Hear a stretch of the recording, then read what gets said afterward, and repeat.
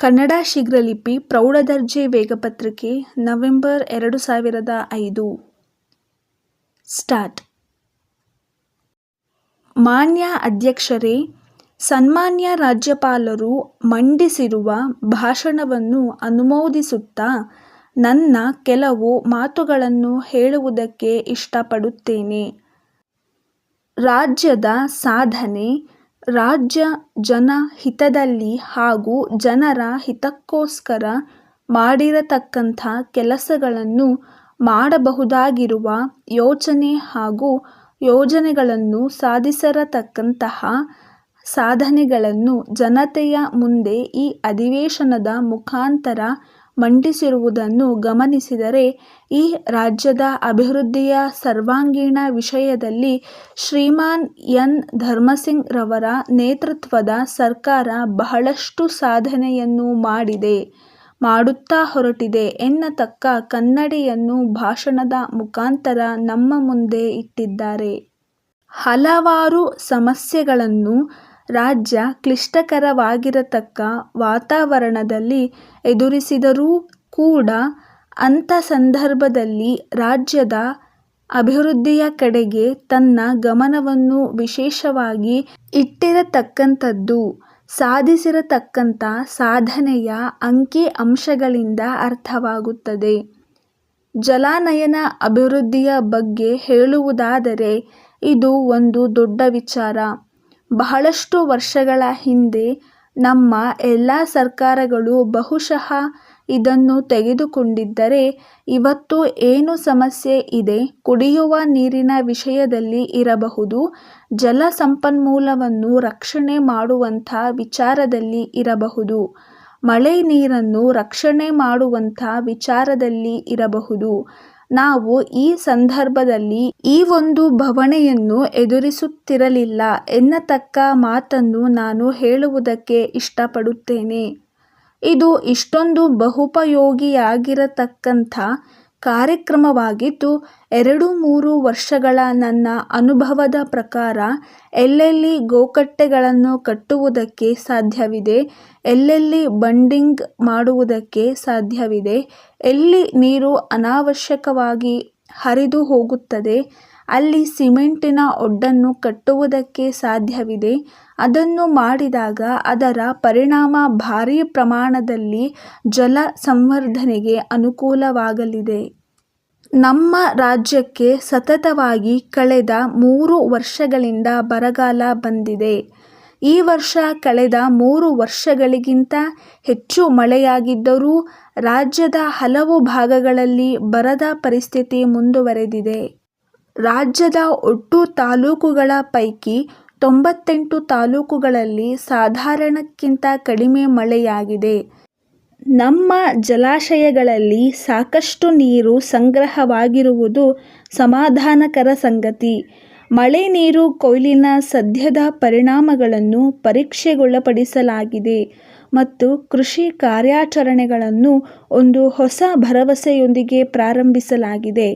ಒಮ್ಮೆ ಬರಗಾಲ ಬಂದರೆ ಸರ್ಕಾರ ಚೇತರಿಸಿಕೊಳ್ಳುವುದು ಬಹಳ ಕಷ್ಟ. ಒಮ್ಮೆ ಬರಗಾಲಕ್ಕೆ ತುತ್ತಾದ ಒಂದು ಸರ್ಕಾರ ಮತ್ತೆ ಚೇತರಿಸಿಕೊಳ್ಳಬೇಕಾದರೆ ಕನಿಷ್ಠ ಪಕ್ಷ 2-3 ವರ್ಷ ಬೇಕಾಗುತ್ತದೆ. ಎಲ್ಲ ಅಭಿವೃದ್ಧಿ ಕಾರ್ಯಗಳಿಗೋಸ್ಕರ ಇಟ್ಟಿರತಕ್ಕಂಥ ಹಣವನ್ನು ಬರಗಾಲ ಕಾಮಗಾರಿಗಳಿಗೋಸ್ಕರ, ಜನತೆಯ ಕೆಲಸ ಮಾಡುವುದಕ್ಕೋಸ್ಕರ ಮತ್ತು ಕುಡಿಯುವ ನೀರು, ಮೇವಿಗೋಸ್ಕರ ಹಲವಾರು ಯೋಜನೆಗಳಿಗೆ ಇಟ್ಟಿರತಕ್ಕಂಥ ಹಣವನ್ನು ಬಳಕೆ ಮಾಡಬೇಕಾದ ಸಂದರ್ಭ ಇದೆ. ದುರದೃಷ್ಟವಶಾತ್ ರಾಜ್ಯದಲ್ಲಿ 4ನೇ ಬಾರಿಗೆ ಹಿಂಗಾರು ಮತ್ತು ಮುಂಗಾರು ಬೆಳೆಯನ್ನು ಕಳೆದುಕೊಂಡಂಥ ಸಂದರ್ಭದಲ್ಲಿದ್ದೇವೆ. ಆದರೆ ಬರಗಾಲ ಬಂದಿರತಕ್ಕಂಥ ಸಂದರ್ಭದಲ್ಲಿ ಅದನ್ನು ಎದುರಿಸಿ ಬರಗಾಲದ ಬವಣೆಯಲ್ಲಿ ಸಿಕ್ಕಿಕೊಂಡಿರತಕ್ಕಂಥ ಜನತೆಯನ್ನು ಪಾರು ಮಾಡಬೇಕಾಗಿರತಕ್ಕಂಥದ್ದು ಸರ್ಕಾರದ ಕರ್ತವ್ಯ. ಆ ಕರ್ತವ್ಯವನ್ನು ನಿರ್ವಹಣೆ ಮಾಡುವುದರಲ್ಲಿ ಸರ್ಕಾರ ಹಿಂದೆ ಬಿದ್ದಿಲ್ಲ ಮತ್ತು ಬೀಳುವುದಿಲ್ಲ ಎನ್ನತಕ್ಕ ಮಾತನ್ನು ಹೇಳುವುದಕ್ಕೆ ಇಷ್ಟಪಡುತ್ತೇನೆ. ಒಂದು ವೇಳೆ ಜೂನ್ ತಿಂಗಳವರೆಗೆ ಮಳೆ ಸಮರ್ಪಕವಾಗಿ ಬಾರದೆ ಹೋದರೆ ಜನತೆಯನ್ನು ಸಂರಕ್ಷಣೆ ಮಾಡತಕ್ಕಂಥ ಒಂದು ಜವಾಬ್ದಾರಿ ಇರುತ್ತದೆ. ಇವತ್ತಿನ ದಿವಸ ಎಲ್ಲೆಲ್ಲಿ ಬರಗಾಲದ ಕಾಮಗಾರಿಗಳನ್ನು ಮತ್ತು ಕೂಲಿಗಾಗಿ ಕಾಳು ಯೋಜನೆಯನ್ನು ಮತ್ತು ಸಂಸದರ ನಿಧಿ ಮತ್ತು ಶಾಸಕರ ನಿಧಿಯನ್ನು ಮತ್ತು ಎಲ್ಲ ರೀತಿಯಾದ ಸಂಪನ್ಮೂಲಗಳನ್ನು ಉಪಯೋಗ ಮಾಡಿಕೊಂಡು ಬರಗಾಲಕ್ಕೆ ತುತ್ತಾಗಿರತಕ್ಕಂಥ ಜನರು ಎಲ್ಲಿಯೂ ಕೂಡ ಒಕ್ಕಲೆದ್ದು ಹೋಗಬಾರದೆಂದು ಮತ್ತು ಕೆಲಸಕ್ಕಾಗಿ ಅಲೆಯಬಾರದು ಎನ್ನತಕ್ಕಂಥ ದೃಷ್ಟಿಯಿಂದ ಇವತ್ತು ನಮ್ಮ ಸರ್ಕಾರ ಬರಗಾಲ ಕಾಮಗಾರಿಗಳನ್ನು ಜಾರಿಗೊಳಿಸುವಲ್ಲಿ ತನ್ನ ದಕ್ಷತೆಯನ್ನು, ಪಾಲ್ಗೊಳ್ಳುವಿಕೆಯನ್ನು ಮತ್ತು ಸಹಭಾಗಿತ್ವವನ್ನು ಸಮರ್ಪಕವಾಗಿ ಇವತ್ತಿನ ದಿವಸ ನಮ್ಮ ರಾಜ್ಯದಲ್ಲಿ ಮಾಡುತ್ತಿದೆ. ಕಳೆದ 2 ವರ್ಷದಿಂದ ಬರಗಾಲದ ಸಮಸ್ಯೆಯನ್ನು ನಾವು ಎದುರಿಸುತ್ತಿದ್ದೇವೆ. ಒಂದು ಸಾರಿ ಮಳೆ ಬಂದರೆ 90 ಸಮಸ್ಯೆಗಳನ್ನು ನೀಗಿಸುವುದು. ಹಾಗೆಯೇ ಒಂದು ಸಾರಿ ಮಳೆ ಹೋದರೆ 90 ಸಮಸ್ಯೆಗಳು ಉಂಟಾಗುತ್ತವೆ. ಕುಡಿಯುವ ನೀರಿನ ಸಮಸ್ಯೆ ಬಗ್ಗೆ ಹೇಳುವುದಾದರೆ ಒಬ್ಬ ಮನುಷ್ಯನಿಗೆ 2 ರಿಂದ 3 ಲೀಟರ್ ನೀರು ಸಿಕ್ಕಿದರೆ ಒಂದು ದಿವಸ ಕಾಲ ಕಳೆಯಬಹುದು. ಆದರೆ ಜಾನುವಾರುಗಳಿಗೆ ನಾವು ಬಹಳಷ್ಟು ನೀರನ್ನು ಒಂದು ದಿವಸಕ್ಕೆ ಕೊಡಬೇಕಾಗುತ್ತದೆ. ಇವುಗಳನ್ನು ನಿಭಾಯಿಸತಕ್ಕಂಥದ್ದು ಸರ್ಕಾರದ ಕರ್ತವ್ಯ. ಈ ಕರ್ತವ್ಯದ ನಿರ್ವಹಣೆಯಲ್ಲಿ ನಮ್ಮ ಮಾನ್ಯ ಮುಖ್ಯಮಂತ್ರಿಗಳಾದ ಸನ್ಮಾನ್ಯ ಶ್ರೀ ಎನ್. ಧರ್ಮಸಿಂಗ್ ರವರ ಸಮ್ಮಿಶ್ರ ಸರ್ಕಾರ ಹಿಂದೇಟು ಹಾಕಿಲ್ಲ. ಎಂತಹ ಟೀಕೆ ಟಿಪ್ಪಣಿಗಳನ್ನು ಮಾಡುತ್ತಿದ್ದರೂ ಕೂಡ ನನ್ನ ಪಾಲಿನ ಕರ್ತವ್ಯವನ್ನು ಸಮರ್ಪಕವಾಗಿ ಮಾಡಲು ಹೊರಟಿದೆ ಎನ್ನತಕ್ಕಂಥದ್ದನ್ನು ಮಾನ್ಯ ರಾಜ್ಯಪಾಲರು ತಮ್ಮ ಭಾಷಣದಲ್ಲಿ ಉದಾಹರಣೆಗಳ ಸಹಿತ ತಮ್ಮ ಮುಂದಿಟ್ಟಿದ್ದಾರೆ. ಎಲ್ಲೆಲ್ಲಿ ನೀರು ಸಿಗುತ್ತದೆ ಅಲ್ಲಿಂದ ನೀರನ್ನು ತೆಗೆದುಕೊಂಡು ಜನತೆಗೆ ಮುಟ್ಟಿಸುವಲ್ಲಿ ಇವತ್ತಿನ ದಿವಸ ಸರ್ಕಾರ ಪ್ರಾಮಾಣಿಕವಾದಂಥ ಪ್ರಯತ್ನವನ್ನು ಮಾಡಿಕೊಂಡು ಬಂದಿದೆ ಎನ್ನತಕ್ಕಂಥ ಮಾತನ್ನು ಈ ಸಂದರ್ಭದಲ್ಲಿ ಹೇಳುವುದಕ್ಕೆ ಇಷ್ಟಪಡುತ್ತೇನೆ. ಮಾನ್ಯ ನರಸೇಗೌಡರು ಮಾಲೀಕರು, ನಿರ್ಮಲಾ ವಸ್ತ್ರಾಲಯ, ವಿದ್ಯಾನಗರ, ವಿಜಯನಗರ, ಬೆಂಗಳೂರು.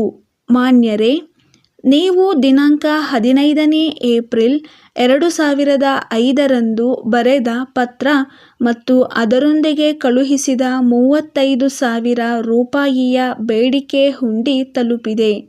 ಅದಕ್ಕಾಗಿ ನಮ್ಮ ಹೃತ್ಪೂರ್ವಕವಾದ ವಂದನೆಗಳು. ನಿಮ್ಮಿಂದ ಇನ್ನೂ 15,000 ರೂಪಾಯಿ ಬರಬೇಕಾಗಿದೆ. ಅದರ ಬಗ್ಗೆ ನಿಮ್ಮ ಪತ್ರದಲ್ಲಿ ಏನೂ ತಿಳಿಸಿರುವುದಿಲ್ಲ. ಮೇಲಿನ ಹಣವನ್ನು ಆದಷ್ಟು ಜಾಗ್ರತೆಯಾಗಿ ಕಳುಹಿಸಿಕೊಡುತ್ತೀರೆಂದು ನಂಬಿದ್ದೇನೆ. ನೀವು ನಿಮ್ಮ ಪತ್ರದಲ್ಲಿ ನಿಮಗೆ ಇನ್ನೂ 4,000 ಉತ್ತಮ ದರ್ಜೆಯ ಪ್ಯಾಂಟ್ ಪೀಸುಗಳು ಬೇಕೆಂದು ಬರೆದಿದ್ದೀರಿ. ಆದರೆ ಈಗ ನಮ್ಮ ಕಾರ್ಖಾನೆಯ ನೌಕರರು ಬೇಡಿಕೆ ಸಲ್ಲಿಸಿ ಮುಷ್ಕರ ಮಾಡುತ್ತಿರುವುದರಿಂದ ನಿಮ್ಮ ಬೇಡಿಕೆಯನ್ನು ತಕ್ಷಣ ಈಡೇರಿಸಲು ಸಾಧ್ಯವಿಲ್ಲವೆಂದು ಹೇಳಲು ವಿಷಾದಿಸುತ್ತೇವೆ. ಈಗ ನಮ್ಮಲ್ಲಿ ಕೆಲವು ಪ್ಯಾಂಟ್ ಪೀಸುಗಳು ದಾಸ್ತಾನಿವೆ.